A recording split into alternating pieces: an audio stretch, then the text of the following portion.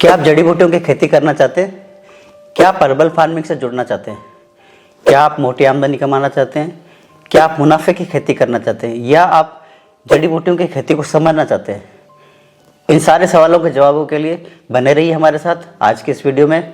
मैं हूं आपका दोस्त मोइनुद्दीन चिश्ती, हाजिर हूं आरबीएस मोइन स्टोरेज पर एक नया वीडियो लेकर। मेरे साथ हैं राकेश चौधरी जी। राकेश चौधरी जी देश के जाने माने किसान हैं, औषधि खेती करते हैं, औषधि खेती करवाते हैं। राकेश चौधरी जी, आप हमें ये बताइए, हमारे दर्शकों को बताइए, औषधि खेती क्या है और औषधि खेती कैसे की जाए, या इसको शुरू करने से लेकर आखिर तक की गणित क्या है, इसका समीकरण क्या है? किसान भाइयों, ये आयुर्वेद खेती एक बहुत बड़ा समुद्र है। आप जितने गोते लगाओगे उतना ही इसमें ज्ञान प्राप्त करते जाओगे। बिल्कुल, जितना आप डेप्थ में जाएंगे उतने आपको मोती मिलेंगे, ज्ञान के मोती मिलेंगे, अनुभव के मोती मिलेंगे, और वो मोती आपको आपका प्रॉफिट बढ़ाने में, आपको आमदनी बढ़ाने में मदद करेंगे। बिल्कुल। तो इसमें मैं किसान भाइयों को ये बताना चाहूँगा कि आप अपनी जलवायु के अनुसार फसल करें, लेकिन कौन सी फसलें होगी, फसल दिखने में कैसी होगी, कब होगी, इनका जवाब देने के लिए मैं आपको मोटा मोटी आज इस वीडियो में ये बताना चाहूँगा कि औषधि खेती जो जंगल एक्चुअली है उसको हमने 5 से 6 कैटेगरी में विभाजित किया है। 6 कैटेगरी में पहली जो कैटेगरी है वो ट्री प्लांटेशन है, मतलब बड़े पेड़। आपने देखा होगा जंगलों में कि जो जंगल में बड़े बड़े पेड़ होते हैं, उनके बार्क, उनके फल फूल और उनकी जड़, ये सब चीज़ें औषधि निर्माण में उपयोग में आती है। आंवला एक बड़ा ट्री स्पीशीज प्लांट है जिसका फल उपयोगी है। ऐसे ही हरड़ और बेहड़ा बड़े पेड़ हैं। मोरिंगा जो है वो भी एक बड़ा पेड़ है, उसकी फल फूल पत्ते और बीज, छाल, गोंद, सभी तरह के उत्पाद उसके बहु उपयोगी एक पौधा है। तो ये जो पेड़ हैं ये ट्री स्पीशीज में आते हैं। इनको पेरेनियल क्रॉप्स भी बोलते हैं, बहुवर्षीय खेती बोलते हैं। किसान भाइयों को ये जरूर करना चाहिए। दूसरा आता है हमारी बाउंड्री क्रॉप्स, मतलब हमारे खेत की मेड़ पे लगाई जाने वाली जी। हमें किसान भाइयों को खेती का कंसेप्ट इस तरह का देना है कि वो एक एक इंच का उपयोग करे। कोई भी जमीन कहीं भी जहां अनुपयोगी दिख रही है, जहां उसको कोई खेती में वो सुलभ नहीं है, वहां क्या लगाए ताकि उसकी आमदनी मिले। तो हमारी बाउंड्री जो है उससे भी हमें आमदनी मिले। बाउंड्रीज में हम ऐसे प्लांट्स को आइडेंटिफाई करके लगाते हैं जो कि इरिटेट करते हैं, रेप्लिकेट करते हैं पशुओं को, जानवरों को और इंसानों को। सच एज जैसे कि हमारे कोंच एक अपने आप में खाज खुजली भी बोलते हैं इसको। खाज खुजली मीन्स कि उसके ऊपर ऐसे रोए होते हैं, कोई भी जानवर या इंसान अगर उसको पकड़ता है। हमारे मोइन भाई को हमने मुझे याद है, मुझे एक बार हुआ था जी, हमने इनको पता नहीं था कि ये क्या है। हमने भी गलती की, माफी चाहता हूँ उस बात की। इनको हमने वो कोंच पकड़ाई और दिन भर ये खुजाते रहे। ऐसे ही हमने हिमाचल प्रदेश में अब रात को हम यात्रा कर रहे थे तो हमने इनको बिच्छू बुट्टी पकड़ा दी थी। बिच्छू बुट्टी भी अपने आप में वो इतनी जहरीली तो नहीं है, लेकिन उसके डंक इतने विष वाले होते हैं कि वो 8 से 10 घंटे तक तकलीफ देते हैं। बिल्कुल। जैसे अपने आप को बिच्छू ने काटा हो ऐसा लगता है। ठीक ऐसे ही कटकरंज होता है। कटकरंज के भी कांटे इतने तीखे और नुकीले होते हैं कि उसको कोई भेद नहीं सकता। ऐसे ही हमारे करोंदा भी कांटेदार वनस्पतियां हैं। ये सब चीजें हम बाउंड्री पे लगा सकते हैं, तो ये बाउंड्री क्रॉप में आती है। तो इनका फायदा ये है कि ना तो मतलब हम भी लोग अपना ध्यान रखेंगे कि कोई वो हमें टच नहीं करे, और कोई जानवर भी उसमें नहीं घुस पाएंगे। बिल्कुल, ये मतलब आपके खेत की बाउंड्री की रक्षा भी कर रहा है और आपकी आमदनी का स्रोत भी। एक तरह की बायोफेंसिंग हो गई। इसमें ट्री प्लांट्स भी लगाए जाते हैं। तो 2 विषय हो गए। तीसरा जो है वो श्रेणी है, वो है आपकी क्रीपर्स मीन्स की बेले लताएं जी। जैसे कि गुड़मार है, दमाबेल है, जीवंती है, करेला है, आपके गुंजा है, इस तरह की ये सब बेलों में ही आते हैं। इनको आप क्रीपर्स स्पीशीज को आप देखते होंगे, जंगल में आप जाते हैं तो मोस्टली आप देखते हैं कि क्रीपर्स स्पीशीज पेड़ों पे, झाड़ियों पे, या कहीं ना कहीं तगी रहती है, गिलोय है, ये सब क्रीपर्स आती है। तो जो जंगल जिसमें क्रीपर्स भी है, तो ये भी हमारी एक क्रॉप का पार्ट हुआ, हमारी एक श्रेणी हुई। चौथी श्रेणी जो है वो आती है ट्यूबर्स का मतलब है कंदीय फसलें, मूलीय फसलें, कंदमूल वाली फसलें जो जमीन के नीचे लगती है, जैसे कि सतावर, सर्पगंधा, सफेद मूसली, हल्दी, अदरक, अपना वेटीवर, जमीन के नीचे होने वाली फसलें, उनको हम ट्यूबर्स क्रॉप की कैटेगरी में रखते हैं। और इसके अलावा पांचवी जो श्रेणी है वो है सीजनल क्रॉप। सीजनल क्रॉप देखा गया है कि हमारे भारतवर्ष में खेती को प्राय 3 भागों में बांटा गया है, रबी क्रॉप, जायद क्रॉप और खरीफ की क्रॉप। रबी की क्रॉप की वैसे टाइम जो बताई गई है वैज्ञानिकों द्वारा वो 1 नवंबर से लेकर के और 28 फरवरी तक का समय बताया गया है।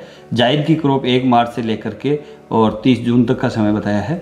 और जुलाई का जो समय है वो 1 जुलाई से शुरू, खरीफ की फसल 1 जुलाई से शुरू होती है और 31 अक्टूबर तक चलती है। ये 4 मुख्य फसल क्रम या फसल चक्र बताए गए हैं भारतवर्ष में। तो क्या औषधीय फसलें भी इन चक्रों में आती है?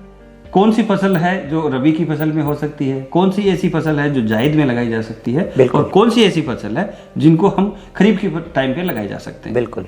तो वो आता है हमारा सीजनल क्रॉप पैटर्न, जो कि 5वां और बहुत इंपॉर्टेंट है। ये आपकी मेन क्रॉप का पार्ट होगा फसल चक्र का। छठा जो क्रॉप पैटर्न है वो आता है हमारा सर्फ, मतलब झाड़ियां, झाड़ी नुमा ऐसे क्षुपीय पौधे जो कि ना ट्री में आते हैं ना वो सीजनल में आते हैं, वो मध्यम वर्ग के पौधे होते हैं। आप देखते हैं जैसे गुड़हल है, हार श्रृंगार हैं, जिनकी ज़्यादा हाइट नहीं होती है, वो पौधे अधिकतम 2.5 से 3 मीटर तक की हाइट होती है, उनसे भी हम आमदनी ले सकते हैं। ट्री प्लांट ऊपर हाइट में चले जाते हैं, नीचे जैसे नींबू वर्गीय पौधे हैं वो सारे नीचे ही रहते हैं, तो उनको लगा सकते हैं। तो ये 6 श्रेणियाँ हैं जिनमें हमने औषधीय खेती को बांटा है। अब बात आती है कि हमारे जलवायु में ये 6 श्रेणियों में कौन कौन से पौधे लगेंगे और कैसे लगेंगे जी।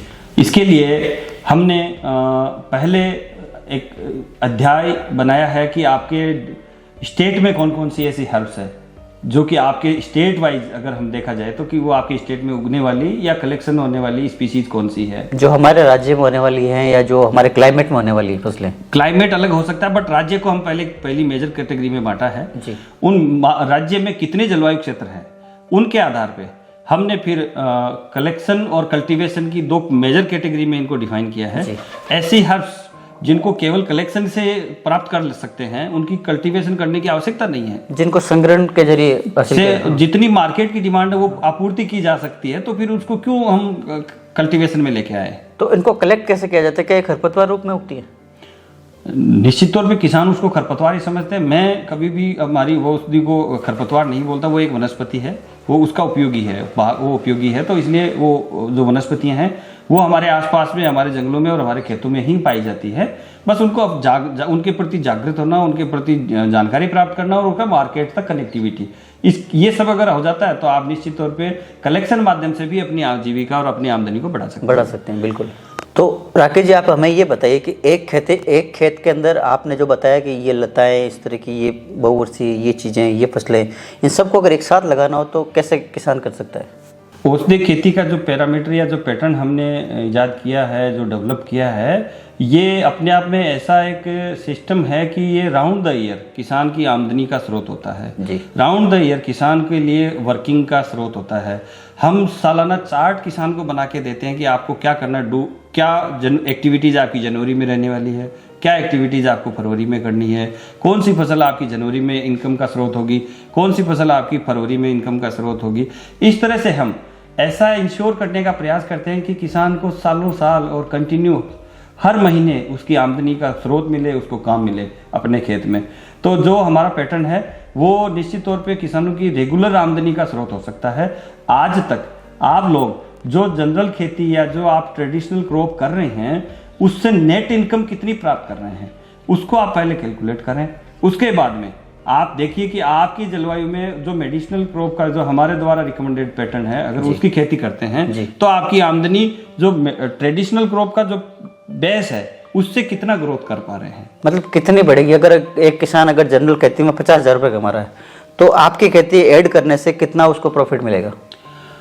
तो आप जैसा आपने फरमाया कि 50,000 रुपये जो किसान प्रति एकड़ नेट इनकम प्राप्त कर रहा है, उसी जगह पे हमारे पैटर्न से अगर किसान खेती करता है तो वो निश्चित तौर पे उस खेती को कलेक्शन और कल्टीवेशन दोनों मेथड से 2.5 गुना तक ग्रो कर सकता है।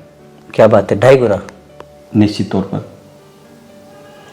इसके अलावा आप राकेश जी और क्या किसानों से कहना चाहेंगे जो उनके लिए बहुत कारगर साबित हो? ऐसा ज्ञान जो आपने इतने सालों से सीखा हो, आप अपनी बेस्ट लर्निंग क्या शेयर करना चाहेंगे? मैं किसान भाइयों से एक ही बात कहूँगा कि आप संगठित होइए। संगठन में ही शक्ति है। जब तक आप क्लस्टर में, जब तक आप FPO या FPC मॉडल में नहीं आएंगे, आपका सच में भला नहीं होने वाला है। अकेला इंसान कुछ नहीं कर सकता। जब आप क्लस्टर में आएंगे, सामूहिक खेती बढ़ेगी। सामूहिक खेती बढ़ेगी तो हमारे जैसी और बहुत सारी ऐसी कंपनियां आपके अप्रोच में आएगी जो कि आपकी ताकत को समझेगी और आपके वहाँ वॉल्यूम में प्रोडक्शन होगा। कोई भी समस्या आएगी तो उसका निराकरण भी वॉल्यूम में ही किया जाएगा। बिल्कुल, एकता में शक्ति है। एकता में शक्ति है। तो सबसे बड़ी जो समस्या है किसानों के में वो यही है कि हम संगठित नहीं हैं। इसलिए मेरी आपसे विशेष विनती है कि आप संगठित होइए। आप अपने FPO जरूर बनाइए। FPO को भारत में भी अभी केंद्र सरकार की एक विशेष योजना 10,000 FPO बनाने की अगले 5 वर्षों में एक योजना चल रही है, जिसमें प्रत्येक डिस्ट्रिक्ट में क्रॉप वाइज FPO बनाए जा रहे हैं। आप अपने डिस्ट्रिक्ट कलेक्टर्स, आपके कृषि अधिकारी या आपके कृषि पर्यवेक्षक या आपके मंडी सचिव से मिल करके अपने नज़दीक में किस तरह का FPO बनाया जा रहा है गवर्नमेंट द्वारा, अवेयर होइए, उनसे मिलिए और अपनी हिस्सा राशि जमा करके किसी FPO से जरूर जुड़िए। धन्यवाद। बिल्कुल, देखिए जैसा आपको राकेश जी ने बताया कि एकता में शक्ति होती है। जब तक किसान संगठित नहीं होंगे तो बहुत बड़ा कमाल नहीं कर सकते। आप हमारे पीछे देख रहे हैं बहुत सारी जड़ी बूटियाँ रखी हैं। उदाहरण के तौर पे हम चिरमी की बात करें, अगर ये सिर्फ एक दाना होता तो राकेश जी इसको सड़क पे पहने देते या आंगन में पड़ा होता है, मगर ये इतनी सारी है तो इतनी सारी एक साथ है तो ये कुछ ना कुछ प्रॉफिटेबल है, क्योंकि ये बेची जा सकती है। इस स्थिति में है कि इसको बेच सकते हैं, एक दाना कभी भी नहीं बिकता है। तो उसी तरीके से राकेश जी जो कह रहे हैं कि हम लोग अगर एकता में रहें और हम एक FPO बनाएं और एक किसान संगठित हों तो नो डाउट हम लोग लाभ कमा सकते हैं और अच्छी खेती कर सकते हैं, जिससे हमें प्रॉफिट होगा। राकेश जी ने हमें किसानों के लिए इतनी प्यारी बातें बताई, हम राकेश जी का धन्यवाद करते हैं। और यदि आप भी राकेश जी से कुछ भी पूछना चाहते हैं तो हमें कमेंट बॉक्स में आस्क हर्बल लिखकर भेजिए और हम आपके सवाल राकेश जी तक पहुंचाएंगे और उन सवालों के जवाब वीडियो के रूप में हम आपको अगले वीडियो में दिखाएंगे। बने रहिए हमारे साथ। धन्यवाद। नमस्कार।